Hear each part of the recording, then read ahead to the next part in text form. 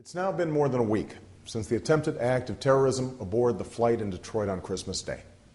On Thursday, I received the preliminary findings of the review that I ordered into our terrorist watch list system and air travel screening.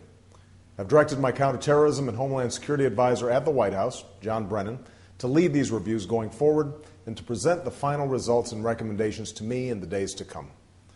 As I said this week, I will do everything in my power to make sure our hardworking men and women in our intelligence, law enforcement, and Homeland Security communities have the tools and resources they need to keep America safe. This includes making sure these communities and the people in them are coordinating effectively and are held accountable at every level. And as president, that's what I'll do. Meanwhile, the investigation into the Christmas Day incident continues, and we're learning more about the suspect. We know that he traveled to Yemen, a country grappling with crushing poverty and deadly insurgencies. It appears that he joined an affiliate of al-Qaeda, and that this group, al-Qaeda in the Arabian Peninsula, trained him, equipped him with those explosives, and directed him to attack that plane headed for America. This is not the first time this group has targeted us.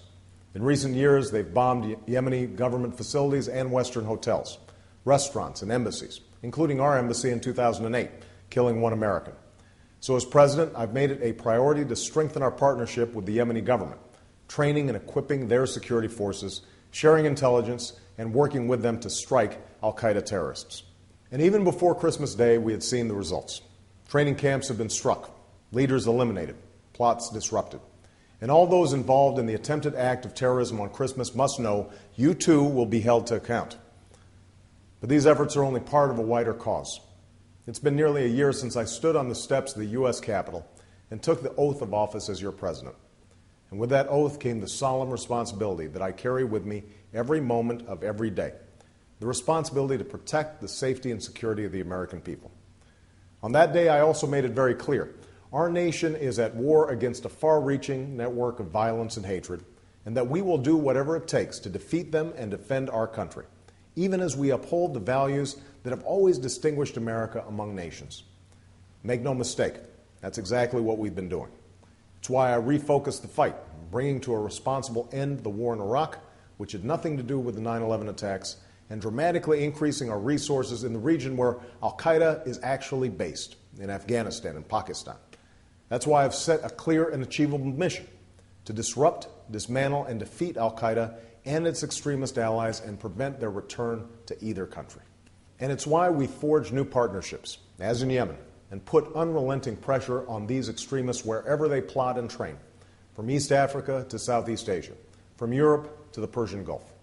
And though often out of sight, our progress has been unmistakable. Along with our partners, we've disrupted terrorist financing, cut off recruiting chains, inflicted major losses on al-Qaeda's leadership, thwarted plots here in the United States, and saved countless American lives. Yet as the Christmas Day attempt illustrates, and as we were reminded this week by the sacrifices of more brave Americans in Afghanistan, including those 7 dedicated men and women of the CIA, the hard work of protecting our nation is never done. So as our reviews continue, let us ask the questions that need to be asked. Let us make the changes that need to be made. Let us debate the best way to protect the country we all love.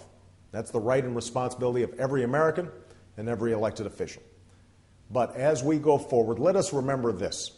Our adversaries are those who would attack our country, not our fellow Americans, not each other.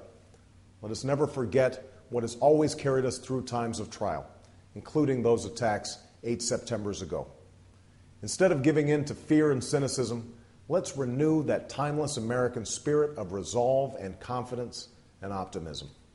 Instead of succumbing to partisanship and division, let's summon the unity that this moment demands.